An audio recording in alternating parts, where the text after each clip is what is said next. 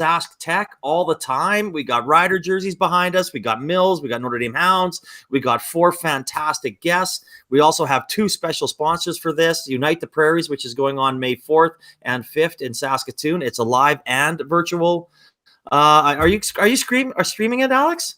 We're not actually. Yeah, no, we're hardline. Yeah. Oh yeah, we too. We're going to stream the Alberta Technology Symposium, but it was going to cost $7,000, and we said I don't think so. You're full of shit for that price. So it's live too. So we got 2 live events sponsoring this about 2 weeks apart, and we're pretty excited about both of them.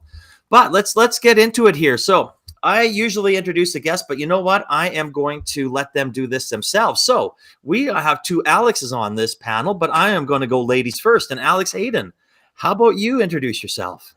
Thanks, Jade. You can refer to us as Alex 1 and Alex 2. So as Alex 1, I'll go first. I'm from the University of Saskatchewan. So I'm director of the unit. We're responsible for ecosystem and industry partnerships, as well as we call it innovation mobilization. So this is commercializing technology. It could be licensing and patenting. It could be startups. Happy to be here today. Absolutely. Alex too. Yeah, I guess that makes me. Okay, yeah, I'm Alix Shimla. I'm the current interim executive director of Co.Labs and co-founder of it initially. Co.Labs, we look for high-performing, kind of high-potential founders, and we try and get them from idea to about $1 million annual revenue in 3 years or less. We have a bunch of programs to help us do that. But today, I'm excited to talk a little bit more about Unite the Prairies, which is a conference we host with participants from each of the prairie ecosystems. So we have reps from Edmonton, Calgary, Saskatoon, Regina, Winnipeg, and all the little towns in between coming to Saskatoon May 4th and 5th. Happy to be here today. Oh, we're happy to have you. And last but definitely not least, Jesse. Hey, Jade, good to see you again. Happy to be here. I am representing Startup TNT, something your audience very familiar with. I run the operations here in Saskatchewan for TNT, and I also have a family office with my dad where we do the investing into the early stage companies with, and also doing some consulting and working with them to help grow their businesses. So I get to work with both of these Alexes in a variety of different capacities, which is awesome, as well as Jade. So lots of fun. Lots of fun. Yeah, we love TNT, and our Clean Tech Summit is coming up here, finale, and out of the 5 companies, 3 are from Sask. So I think that kind of leads into the first question, right? Like Alberta was crushing it, Sask is crushing it. You know, let's start it off with Alex number 2. Why do you think that Saskatchewan's on such a roll right now?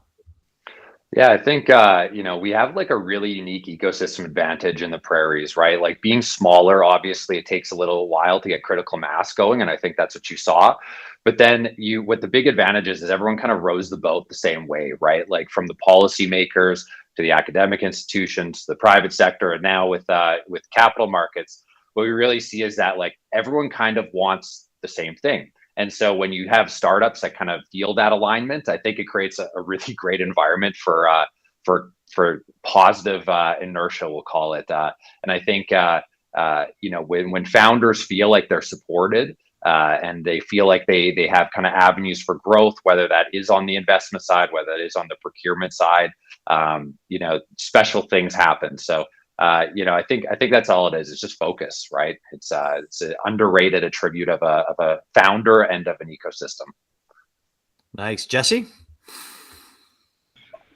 Something I've talked a lot with the founders here. We've done a few blog posts at TNT, some interviews and founder spotlights, and something that comes up a lot is tenacity and resilience. I think being here in this community, and also just like Saskatchewan's got cold winters, right? Like that definitely I think builds some character in you, and having to deal with that every year. And a lot of folks, they grow up working with their families, whether that's on the farm or maybe your family business. And a lot of the founders that you encounter, that's often their story. Hey, I worked with my dad, and my dad was an entrepreneur, and I got to learn from him. But now I'm just doing it in tech, building a much, much bigger company. And so I think that's what you see a lot of in the prairies and in Saskatchewan in particular. That's allowing us to create such strong founders. And then we've been doing a lot of work on the talent side, right? Like to Shimla's point with the policymakers, they've been doing a lot of work to increase the talent pool here, and that's starting to pay a lot of dividends across the ecosystem. Alex? Yeah, I think from our perspective at the university, we to both Jesse and Alex's points, we've seen sort of, I would say even only over the past 5 or 6 years, that real momentum and the need for the university as a huge institution to move quickly and to be involved and engaged in an active way with an ecosystem that's growing like that. And so that has really challenged the university to take a look at not only what it does inside, but how to engage actively externally. And I think it creates very much a sort of a right time, right place culture that is fed by all of this growth in the ecosystem, and really pushes sort of more traditional organizations to jump in and to participate. No, I think that's pretty neat. And for anybody that's watching live right now, it is live. I mean, during COVID, we haven't got as much engagement, which kind of sucked. I thought it would go the other way, but put a question in there. We will answer it. If you're looking for any of the websites, they are in the comment section. But do you think that has a lot to do with, kind of being a smaller economy and everybody's so close knit? You guys all know each other. You all work together. Everybody's so tight. Alex, you go first this time. Yeah. Yes, definitely. I think so. I mean, we talk a lot about the fact that, in a larger ecosystem, you need to knock on 3 doors to get even a warm intro to somewhere else, or 6 doors or 10 doors. And in Saskatchewan, it's probably, you don't even have to knock on a door because you already know the person who can give you the warm intro, or you already know the person you want to talk to. Or there's organizations like Startup TNT and Co.Labs that if you have no idea can connect you, right? So yeah, the size of the ecosystem, I think, again, it also goes back to the sort of culture of the province, like Jesse touched on. I think we are sort of uniquely across the prairies, and I'm going to say sort of natural helpers. It's that culture of, when you're stuck in the ditch, somebody's going to stop and pull you out on the icy roads or whatever. It's that wanting to help one another and not necessarily wanting to, step over one another or compete in that way, maybe. Well, I like the ditch analogy. I mean, I know growing up in rural Saskatchewan, I usually drove into the ditch. So you always had a farmer there to pull you out. Always had a buddy. So, well, that's a whole different conversation. But Jesse, what do you think about not the ditch driving, but the actual smaller ecosystem? Well, yeah, what I like about Saskatchewan a lot is that the way we all play together, right? We do have, it's kind of like a big Venn diagram, right? Like we all have a lot of overlaps in different ways, but at the same time, there is always areas that each individual organization, whether it's the 3 different organizations that are here around the table or any of the other folks that are in the wider ecosystem here in Saskatchewan, like we all have our role to play, and we do a pretty good job. I think it's something we can always get better at making sure we're not cross or counter programming with each other, and trying to give each other space, especially with big events like Uniting the Prairies. We'll just make sure we clear the calendar and make so that Co.Labs gets the center stage for that, or then when TNT has our finale, we get the center stage, or someone like Sharita here, they do a lot of big events like the Stick Awards, that they get sort of center stage with that one, right? And I think that helps a lot, right? It tries to, a big thing we're trying to avoid here in a small ecosystem is founder fatigue, right? Because there's so many different events, and we ask the founders to come a lot to them, so we have to be careful with that as well. So that's I think an important part of the ecosystem is just the way we all work together. Alex? Yeah, at the risk of sounding redundant, I think avoiding flag planting is where a small ecosystem has this advantage, right? When you go to a bigger ecosystem, I think a lot of the time there's a lot of organizational kind of we draw the moat, and then we try and convince startups to come in. And I think, something I wake up and think about every day is what's actually going to be useful to our startup founders. And I don't think it's as obvious to a founder what's useful as to what is, obvious to the organizations that actually serve in the ecosystem. I think we can suss out bad actors pretty quickly. And I think That's something that's the distinct competitive advantage of a smaller ecosystem. I think, there's challenges too, right? Like, I mean, when you have a smaller ecosystem, like things get done a certain way for a while. And then when, I remember when Co.Labs was first opening up, for example, there was a huge gap in terms of like, how we are educating angels to invest in these companies. But there was also a massive gap from founders in terms of how to build their cap tables and what kind of investment instruments to use too. And so, like, all of these things, the great thing about being smaller is you can fix them as long as you're decisive about what kind of things you're wanting to change. And I think that the relative benefit is that it's pretty easy to suss out what those things are, as opposed to like, I don't know if you gave me 100 years and $1 billion if I could really fully understand the Toronto startup ecosystem, right? So, so like I think that's the big difference for like a smaller ecosystem, and it means that everyone has to take their job pretty damn seriously when you're helping these people too. So yeah. Oh, absolutely. I think you brought up a good point, which I want to expand on, are the gaps in the ecosystem. So you brought up a couple on that side. Alix, do you think, Alix Hayden, do you think there are, any other gaps in the ecosystem that need to be addressed short term, maybe long term? Yeah, I mean, we're going to hear, and the others will have, I think, similar comments. We're going to hear about, Saskatchewan is a great place to be. It's a great place to build a family. It's great for cost of living, all of these things. But it still remains difficult. Talent, just the amount of talent that this ecosystem could use right now, and not having to sort of, everybody's competing for talent, but just the amount of talent that's required at the university. I mean, it's our job to do teaching and learning and research. That's really, our things that we do and that we're good at. And producing talent that is prepared and custom fit for the needs of the current tech companies that are out there.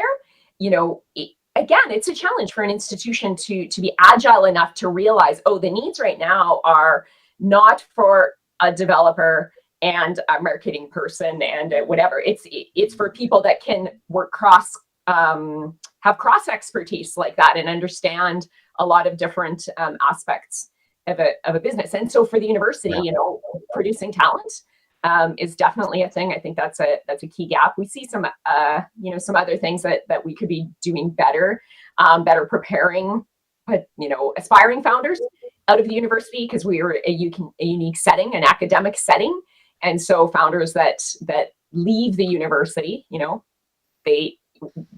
think we can better prepare higher quality founders to go see Jesse or Alix or other folks in the ecosystem. Yeah. Nice. And I mean, Jesse, you being relatively newer to the ecosystem, what have you seen? What gaps do you see kind of coming in with fresh eyes? Well, I mean, the obvious gap for TNT is around the investing side, and that was one of the reasons. I think TNT was very welcomed by both Co.Labs and UMS, Alix, and then a lot of other folks in the ecosystem, like Cultivator down in Regina, the sort of Co.Labs equivalent in Regina.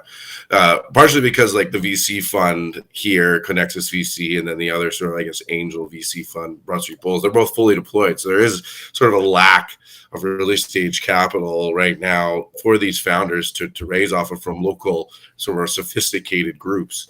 So that's something that we need to get better at, and just educating all the angels here in the Saskatchewan on how it all works, right? Like, the amount of folks that don't even understand really what a safe is or how that all works, and so then there are a lot of founders now that get it, so they're pushing the safe, right? And then the investors are like, what is this? This is crazy, right? Like, simple agreement, what are you talking about? So that's a big area. Talent obviously is another one that I run into a lot, and then I'd like to see just like more government support. I think Alberta has done actually a really good job. Alberta Innovates, and then you got AEC. That's something that I would love to see in Saskatchewan, is if the government started like funding VC funds and making them move here to the province. I think that would be really, really cool to see in the future as well.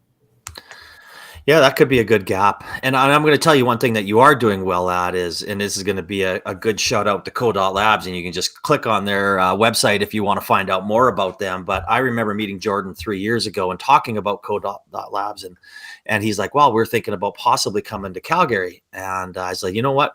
Calgary needs Co.Labs because you do it better than anybody here. I like it from idea to next stage to next stage. And I've watched it. I've seen all these companies go through your programs, whereas here, it was kind of, well, this accelerator's here, this one's over here, you got to pay for this one, you got to do this one. And I was like, we do need you, but we don't need you because it's just already convoluted here, and there's enough already. So kudos to Co.Labs, Alex, and you guys for starting that, because I just think it's, from idea to actually handing out good chunks of money to them. And I've seen Alex hand out the checks, so I think that's a really good thing. Jade, we want, when you come to visit us, we want you to, sound like a local. So what do you mean? I am a local. I'm a Sasky. We call it Co.Labs. Okay. There we go. Okay. I'll just go Co.Labs. I like the dot. I don't know. That's just me. But I do have a question here from LinkedIn and I'm probably going to get her name wrong here. So Sophia Zukova, she wants to know, do you think COVID kind of boosted the rapid growth and made this ecosystem come closer together? Jesse, let's start with you. Yeah, wow. Yeah, great question. I mean, I came in because of COVID, so in an interesting way, I could kind of say yes to that question, because I wouldn't have been able to participate in TNT if not for the virtual component. And part of the stuff that I love so much was jumping on the Discord and chatting with folks like you, Jay. And I remember in particular, like, you reached out to me and was like, hey, let's grab a little coffee chat, 30-minute. And I was just getting into this whole ecosystem. I was like, who wants to talk to me? Like, I don't know anything. Like, I'm just getting into all of it. And that was just so cool to see. And then in terms of like the wider ecosystem, I think COVID has really allowed them to change the way they work, and from that talent piece, they've been able to get more talent because they can hire from anywhere, right? I know 7 Shifts, they have teams all over the country, and they're able to coordinate even better than I think they used to be able to do that. But I'll let Shimla and then Hayden go as well. Okay. Yeah. Am I on that side when you point? That's the other side for me. That's funny. Yeah. So like, I remember when COVID first started, happening. It sounds, silly, but like, I remember looking at Jordan and like really thinking that like 3/4 of our companies were going to die. And then as we kind of looked at the ecosystem and saw, some of the layoffs and some of the actions taken by some of the founders, we really thought, holy shit, like, the Saskatchewan tech ecosystem was really still in its infancy. And I even still think right now, we're still waiting for the big exit, right? Like the thing that's going to happen to the ecosystem that's going to cause this, magical cascading effect. And I think that what we really ended up seeing actually was them, obviously I don't think anyone could have predicted some of the kind of programs that were available to help companies stand on their feet for a little bit there. And then what we really saw after that is founders really dialed into their customers, which I think is like the real lesson out of COVID that's accelerated the growth from the startup side, as far as we can see, which is like companies were able to tell their customers, hey, we're pausing, your billing. We're going to talk with you. We're going to actually make the product better because of this. And then coming out the other side, like stronger, which was at the time, like really counterintuitive for us. And I think you've seen that, especially, from every level, right? You had salon scale go, down to skeleton staff, and now is right back up to bigger than where they were before. 7 Shifts the same, right? Vedasta is the biggest they've ever been. And I think that the real next step here is, I don't know if we're post-COVID. I don't know if what the verb or adjective we're going to use to talk about COVID, in 2 years is. But I think really I think there's a platform now for the companies to really go for that meaningful exit, because I think that's what this ecosystem really needs more than anything, to kind of prove out all of the hard work that everyone's done before COVID, during it, and now kind of, coming out of it. Alex, anything to add? Nope. One thing I've noticed during it, and I'm sure it's the same in SaaS too. And I mean, I've dealt with a lot of SaaS companies, and I agree with you. Like Pure Guidance, we waived all the fees for all of our clients, things like that, make sure everybody's alive. We came even more collaborative, and we work extremely well here. It doesn't matter if it's Thin Air Labs, it doesn't matter whoever it is. If we got a deal to share, we go in it. If we bring in Metiquity or MCAP or whoever it is, or if we can't help them, we know someone that does. And I can guarantee you that you'll all probably agree that it's the same in SaaS too. And I really noticed that the networking side of it, and even like Rainforest, we're having our first live event today. They had one in Edmonton last week, and we're having one here today in Calgary. And I mean, I'm a face-to-face dude, so I did walk and talks, tons of those things, but it was easy for people to get to know each other when I don't have to drive for coffee, go to a meeting, go there, and I can just sit here. As much as it sucked for the long period of time, but you're really able to pound out a lot of meetings and really get to know people in your ecosystem. So you think it's the same, Alix Hayden? We've just recently seen some of our first sort of live events as well. Yeah. And I really, what you just said, Jade, really resonates, because I feel like there was so many people that you either just talked to virtually or you met virtually, that it actually amps up it ups the ante. Seeing them then in real life, like it makes you even more eager to connect it, in person. And so it's not just that everybody's happy to be out of their house and to see people in 3 dimensions, but to make the personal connection with somebody that you've been connecting with virtually for 2 years. And that's something I don't think we would have, or I didn't anticipate that, Yeah. No, that's good. Alix, what about yourself? Yeah, I mean, it's just cool to see how tall people are in real life. Funny that you say that. On Discord, we were actually saying, how tall do you think we are? Well, some of them were way off, especially Tim. I didn't think he was 6 feet tall. I know. I remember the first time I met Tim, just happened to actually randomly, I was visiting Edmonton to visit him, and I went out for a tour on my own, and then I ended up walking by a bar that he was sitting on the patio of, and I walked up and he stood up, and I was just like, "Whoa, you're way taller than I thought you would be," right? You're a tall guy. yeah, and I am a tall guy.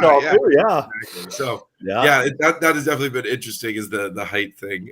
With Zoom versus in person. Yeah. No, and we're having a great talk here with Jesse Wiebe, the Sask Lead at TNT.com. You can click on the website for them. Alix Hayden at you Research at Sask. Their website is up there. And of course, Alex Shimla of Co.Labs, no dot in the middle. And I'm one of you now. So that is official.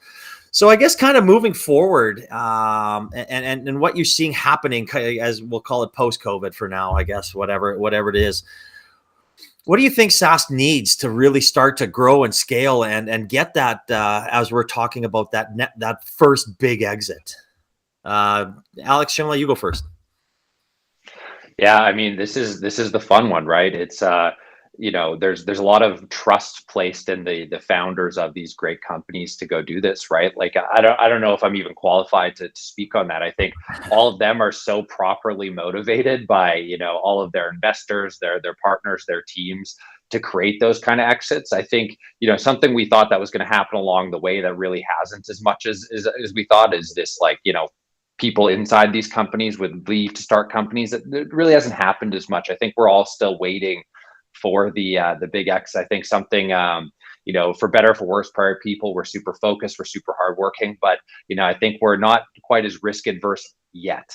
And I think that once we see that win, and then you see the possibilities, I mean, something that's not talked about nearly as enough as it should be is Solido's exit to Mentor and then Siemens in 2018. And I think that was a great example of this. But that's such a special niche kind of company and industry that frankly, I don't know if people starting companies out of that company, I don't know what I would be able to do to help them is readily, because it's so advanced technology. But I think that's a great example of, like, at the time, I don't think we were ready to tell those stories as loudly and proudly as we should have been. I think that's a great example of maybe what we're gonna do better the next time around. And when the 7ships, the Vendastas, the Coconuts of the world, and I'm missing so many more. But there's so many opportunities for those companies to exit. And I think that's what's going to make a difference. And I don't know if there's anything from our end now. It's kind of we're waiting to see, just like everyone else. Mm-hmm. Alix? Yes, I like that answer. That's my type of answer. Yeah, Shimla pretty much summed it up there, I'd say. The two claps answer. There it is. It's tough because we're all three of us, like, we work in the early stage, right? And at a certain point, right, it's almost like a parent and a kid. You just kind of got to let them go out and figure it out for themselves. And maybe they come back to you for advice every once in a while, but at the end of the day, like, they're so beyond where you're at that you have to, like frankly, our job, like with Uniting the Prairies, that's probably the most impactful thing we can do for our scale ups, right? Is making sure that we're bringing in super high quality investors and also mentors. Like, I mean, for Uniting the Prairies previously, and actually for a co-launch finale, even we were able to bring in Michelle Zatlin, who's the COO of Cloudflare and from Prince Albert, Saskatchewan, right? Well, Michelle's a great person to be a mentor for someone like Catherine Renier at Coconut, right? And like, those are the kinds of connections that, as long as we're doing a good job making sure we're keeping our bar high on who we're bringing in operationally at Co.Labs and at the university and at TNT, those are getting great connections for the rest of the ecosystem. But yeah, I'd be lying if I said that I'm advising anyone on their revenue models or anything like that at that stage, right? But I think you brought up another very valid point. Is one of the reasons why I started this is when I dived into the ecosystem after we exited our company, 7-ish years ago, was I didn't think that the companies that were early enough were getting the love. You're not a good company when you get your Series A financing. You're a good company the whole way along. So that's where it was. And I know Mike's starting to do his podcast there and putting it out there. What else do you think we need to do earlier for these companies, since we all play in that earlier stage at this? And Jesse, you go first.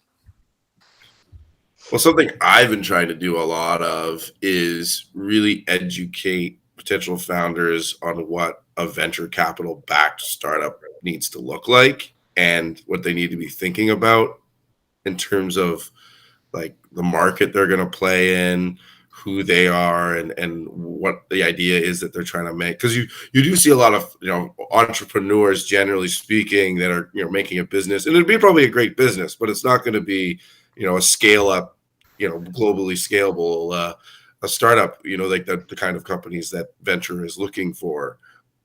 So that is somewhere I think we can always do better on. It is really explaining to founders what this path kind of all looks like, and what sort of, and that they're going to have to be very resilient along the way too. And I think that goes to play into what we have here in Saskatchewan in terms of our character. But it, and you'll see that in the founders too at Co.Labs. Like there's, ask any founder at Co.Labs, like how many no's or how many people have told them that this was a bad idea. And they'll say hundreds. Almost every founder will say it's happened a lot. So that's what we have to make sure we're doing a good job of, I'd say, at least on my side of things. I'd love to hear what the two Alixes have to say. Alix Hayden, you're up.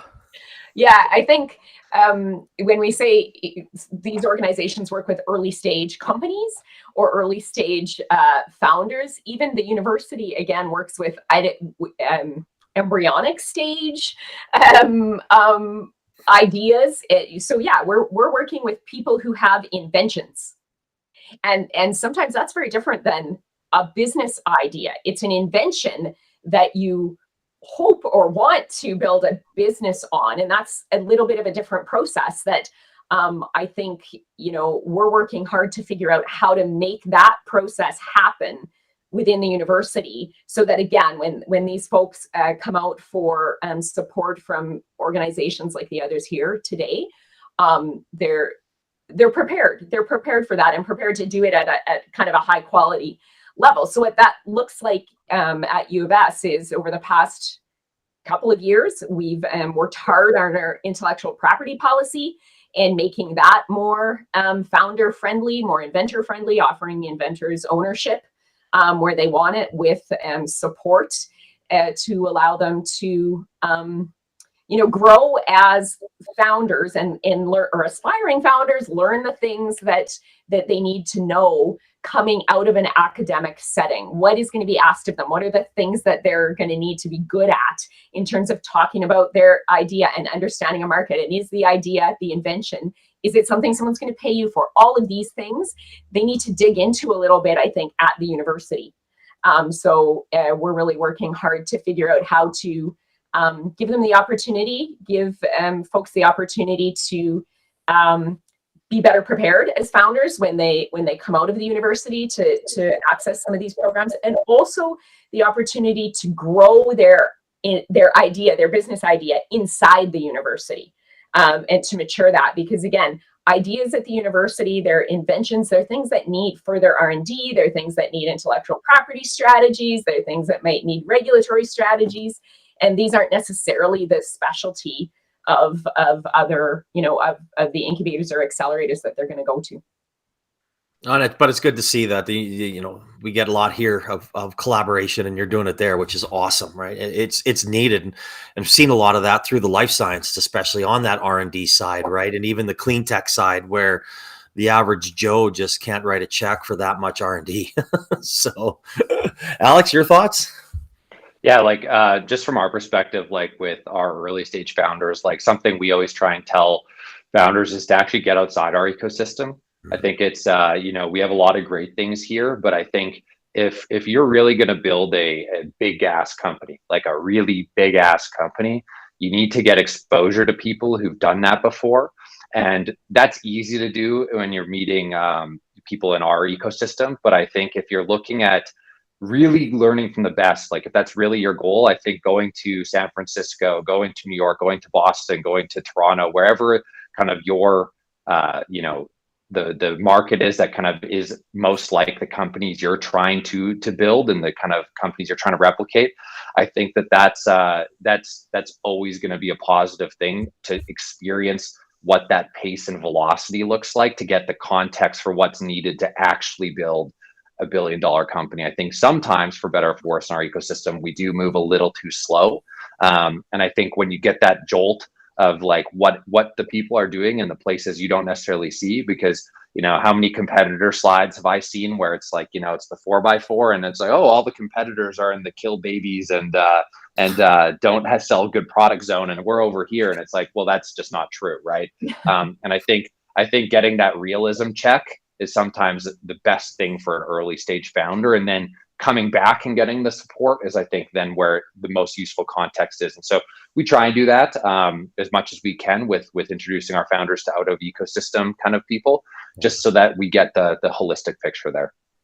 And I think that's a great thing. And even to expand on what Jesse said, right? Everyone thinks they're going to be $1 billion company, but one of the conversations I like to have, I says, what if you're not? It doesn't make you a bad business. 90% of the businesses in Canada are lifestyle businesses. And if you yourself come up and you make yourself a $2 or $3 million business, give yourself a nice life. If buying a cottage or a cabin and a boat is something that you dream of, and then in 10 or 15 years you sell your business, there's nothing wrong with that. And that kind of bothers me that everyone kind of forgets, oh, it's a lifestyle business. Oh my God. Let's not forget about these little guys that are going to be, hiring 5, 6, 10 people and keeping our economies going. Yeah, and I think then that's just the realistic conversation to have, which is then you're not going to be going to a TNT event trying to convince people you're going to build this other kind of company, right? There's a different order of operations when you're building that kind of company, and I think that's just the important distinction there. Absolutely. Yeah, for sure. And it's how you pitch it. That's I think that's a lot of why I try to have those conversations at that early stage on like what a venture like pipeline. What do you want to build? Yeah, because that's that goes into everything, right? It's the foundation of what you're building. If you don't think that at the beginning, you're going to start telling weird story. Like your story isn't going to make sense once you start pitching it to other people. And that's going to be the key to whether or not you're actually going to build a business. It's the storytelling piece. Like that's so key. Yeah. So. Yeah. And there's just a couple comments on LinkedIn that I want to kind of get out there. Colton Wiegers agrees with the height thing with a couple.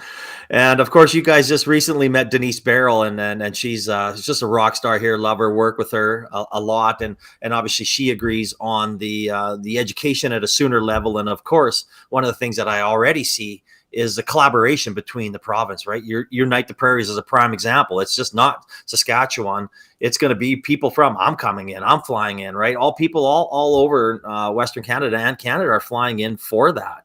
So I think the collaboration is there between the provinces, unless I'm seeing something different. Alix Hayden, do you think?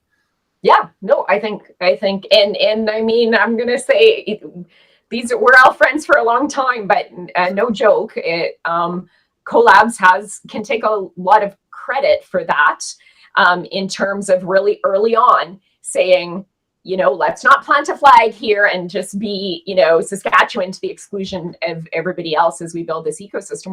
We are too small for that. And so drawing in the other provinces to the very first Unite the Prairies, which wasn't called Unite the Prairies, it was called something else that was not nearly as good.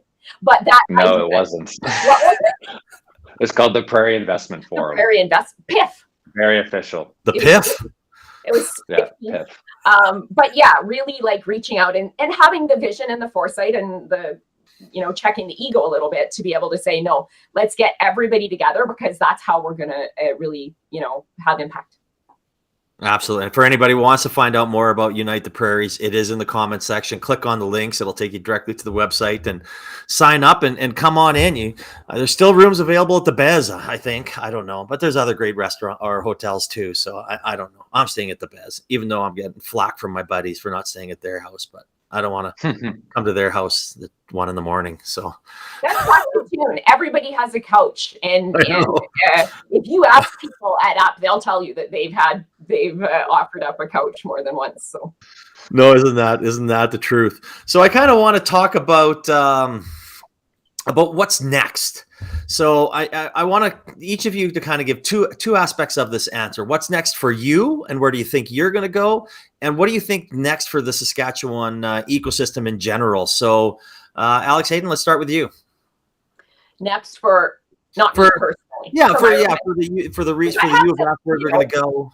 Yeah. Maybe drop, there's been a few really big announcements on here, like new name drops of organizations and accelerators and things. Just saying. Yeah. I wish I had something exciting like that, Jade.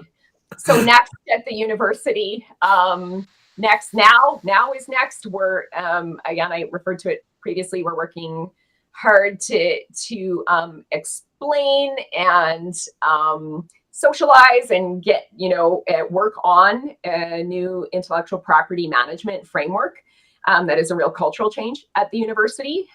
So putting IP inventions in the hands of inventors, and then putting supports in place for them. So that's number one. Number two thing that's upcoming is one of the supports that we see that they need is an internal incubator at USask. And so that's another project we're working on that we call the USask Incubator. And what's next in the ecosystem? It's hard to think of beyond Up. We're here to talk about Up. What else is next? Again, I'm thinking, Alix kind of hit the nail on the head there. We're eagerly anticipating where is that next big inflection point, next big exit. I'm stealing Alix's. What's next in the ecosystem? Well, if you stole Alix's, we'll let him think a little bit and let Jesse go. Oh, now he has no hope. Okay. Well, I mean, I could just plug TNT, so there you go. Makes it easy. TNT. We've got the Clean Tech Summit coming up on April 7th, and really excited to see 3 Saskatchewan companies in the top 5, as Jade mentioned earlier. I think it really goes to show the strength of the companies that are here, and then also that they need more funding. Like, there just needs to be more capital available to them, because they're a lot of these companies, I think they've been looking for funding for a while, or they've been kind of plugging away at it with bootstrapping, and now they're really at that point where they can start to really ramp up, and we need to help them. So yeah, April 7th, Clean Tech Summit. Join us in person or virtual in the 4 cities in Alberta and Saskatchewan where we operate. And then we've got the Spring Summit that we're going to be doing. The top 20 pitch night will be the week after Uniting the Prairies, actually. So join us for that on May 12th.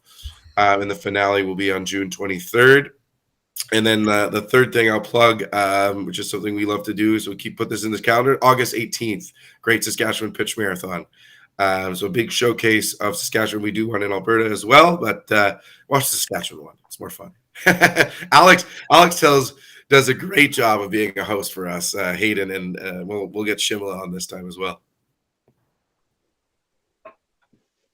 Alix?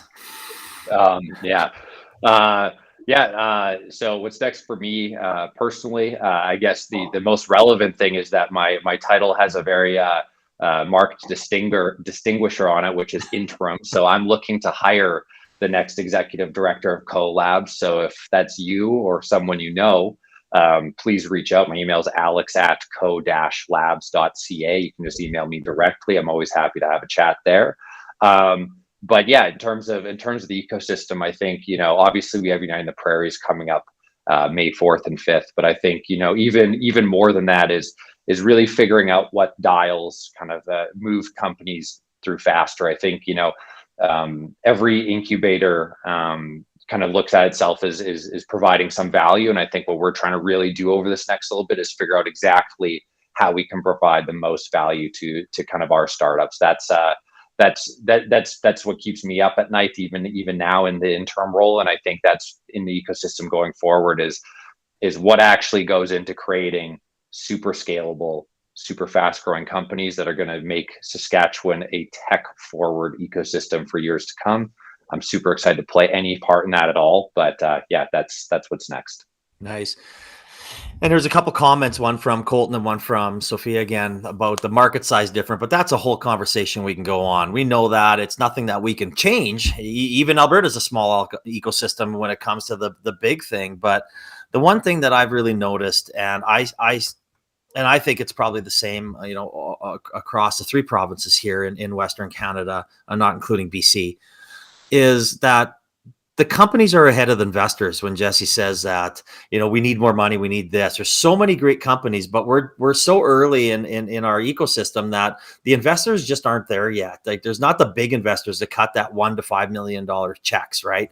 We don't have that. And I mean, we're starting to get some of them where to be thin air that'll start sharing, and a few others, but most of them are, smaller checks, probably your 250, maybe 500 and under, which is not a bad thing. It's great to get the money, but as we grow, I think as the investors become more savvy, they have a few exits that will really start to make that next level of startups grow. I hope, anyway. That's my philosophy. Yeah, I think it's also a matter of activating more of the really high net worth individuals. There's a lot of money in Saskatchewan and Alberta too, but there's a lot of money in this province, and a lot of folks that could easily afford to invest 1 to 5% of their portfolio, and that'd be a sizable amount of money for the ecosystem to get into it. But it would mean basically nothing to the these high net worth people to potentially lose that money. That means it's such a fraction of their overall net worth, and I think we need to do a better job of trying to activate those folks and get them more involved in the ecosystem. Well, they can lose that money if they invest in crypto and the stock market anyway, right? So exactly. It doesn't really matter. I lose money every time I go to the bar. So I mean, it is what it is. Or the gas pump. Yeah, there's another one, right? Exactly. Oh, I always hate it when these conversations come to an end. I think it's been a really good talk here, especially about what's all the positive things that are going on in Sask, and obviously the Unite the Prairies being back live. We're really excited about that. It'll be my first Unite the Prairies live, so I'm pumped about it anyway. But I do have one last question for each of you. And I thought, again, this is over 215 episodes or something like that. And I thought this question would be gone after episode 10, but it's still here because the advice given is just priceless. So if you had one piece of advice for a startup, small business, or entrepreneur, what would that be? And Jesse, kick us off. One piece. Storytelling, right? I think the number one thing is you've got to be the best storyteller for yourself and your business, right? That's the key to all of it. Like that unlocks the capital, that unlocks new employees wanting to work for you, customers wanting to buy from you. Like it's all about that storytelling piece. So the more time you can spend on honing that in and getting it really concise and making sure it's, you know, like when someone asks you a question, you got the answer prepared, right? I think Alix and the folks there at Co.Labs, they spend a lot of time with those early stage founders working on that piece, and it's critical. And so that's kind of the area I would focus on. Nice. Alix, Shimla? Yeah, I'd say be honest. I think that goes outwards and inwards, right? Like when you're talking to people, tell them what you mean and then stand by it. And then when you're looking at yourself, I think one of the most underrated things in an ecosystem is when founders can acknowledge what they're building or what they're not, and then joining someone else's rocket ship if that's what needs to happen too. I think we have the benefit of having this massively supportive ecosystem, but I think sometimes it's important to understand what you're building. And I think to our point earlier, right? You're building a unicorn and you really know it, and you really can assess that you have the ability to take it there. Then you go run as fast as you can. Don't let anyone tell you can't.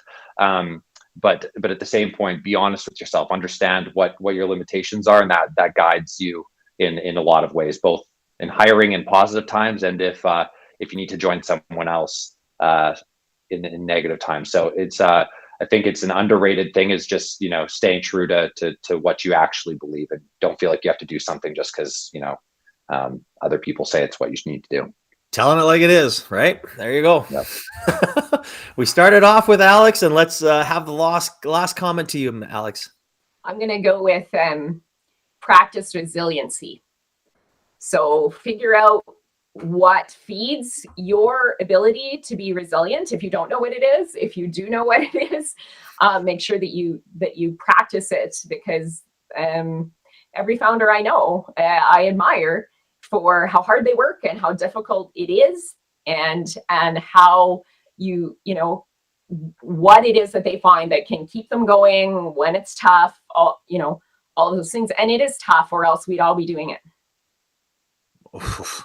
Yeah, isn't that the truth, right? We'd all be doing it. It would be all that easy. Here we go, right? No, and I agree with all of those, and I love it. And again, I think that being honest, be resilient, and storytelling are all extremely important parts of it. And I know one thing that Alix Shimla said there was, you know what? Don't be scared to combine worlds. I do that all the time. Someone's working on the same something here. What, 2 heads, 2 bank accounts are better than one. Like, you don't have to be doing. Nothing frustrates me more when I see 3 people working on the same thing, and then I introduce them to each other, and then they're like, "Oh no, we're all different." I was like, "Oh no, you're not." Like, seriously, like, you guys could work together. Let's get a partnership agreement, and away we go. But I mean, there's lots of ways of looking at it, but those are 3 great pieces of advice. So thank you for sharing that, and thank you for coming on here and sharing your knowledge and your time and talking about all the great things going on in Saskatchewan. So I really, really do appreciate that. Thank you again. Thanks for having us. Pleasure. Looking forward to seeing how tall you are in Saskatoon. Yeah, shorter than Jesse. But I don't have the same flow. That's the one thing I'm missing, is the flow here that everybody else. You got to get better hair. There's no doubt about it. So for Alix Hayden for the U of S, click on the comment section. It's right there. For Alix Shimla with Co.Labs, we're there. They're obviously looking to hire a new executive director, so you can reach out to him. His email is in there, of course. So you can reach out through the website. Jesse with We Grow and Startup TNT. Click on the comment section. And again, thank you everyone for sharing your knowledge with us today. And I look forward to seeing every one of you at Unite the Prairies.